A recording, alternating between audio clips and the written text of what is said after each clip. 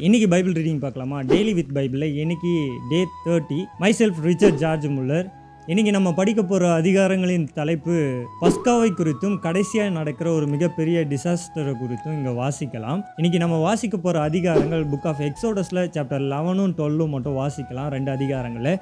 இந்த 2 அதிகாரங்களில் 11வது அதிகாரத்தில் ஆண்டவர் மோசே இடத்துல சொல்கிறாங்க, தங்களுடைய அயலார் இடத்துல போயிட்டு ஜுவல்ஸ் எல்லாம் கேட்டு வாங்குங்கன்னு சொல்லி தேவன் அவங்களுக்கு கட்டளை இடுகிற விஷயத்தை அங்கே வாசிக்கலாம். அதை தொடர்ச்சி அந்த அதிகாரத்தின் கடைசியில் எகிப்து தேசம் முழுவதும் தலை சங்காரம் நடக்கும், முதல் பிள்ளைகள்லாம் கொல்லப்படுவார்கள் அப்படின்ற ஒரு விஷயத்தை எச்சரிப்பாய் எகிப்தியர்களிடத்திலும் பார்வோனிடத்திலும் சொல்லும் போது அவங்க கேட்காத விஷயத்தையும் அங்கே வாசிக்கலாம். அதை தொடர்ச்சியாக சாப்டர் 12 வருஷத்தின் முதல் நாள் மாற்றப்படுகிற விஷயத்தையும், அதை தொடர்ச்சியாக பஸ்கா பண்டிகையை ஆசரிக்கும் முறைமையையும், புளிப்பில்லாத அப்ப பண்டிகை எப்படி உருவாக்கணும் அப்படின்ற விஷயத்தையும் இங்கே வாசிக்கலாம். அதை தொடர்ச்சியாக எகிப்து தேசத்தில் தலை சங்காரம் நடக்கிற விஷயத்தையும், இஸ்ரவேல் ஜனங்களை எகிப்தியர்கள் துரத்துகிற விஷயத்தையும், இந்த அதிகாரத்தின் கடைசியில் பஸ்காவின் நிபந்தனை குறித்தும் இங்கே வாசிக்கலாம். இந்த 2 அதிகாரங்களை வாசித்து பாருங்க. இதில் பஸ்காவை குறித்து அநேக காரியங்களை என்ன பண்ணலாம் வாசிக்கலாம். இது முழுவதும் கிறிஸ்துவுக்கு நிழலாட்டமாக இருக்கும் என்பதை நம்ம நிறைய போதகர்கள் சொல்லி கேள்விப்பட்டிருப்போம்.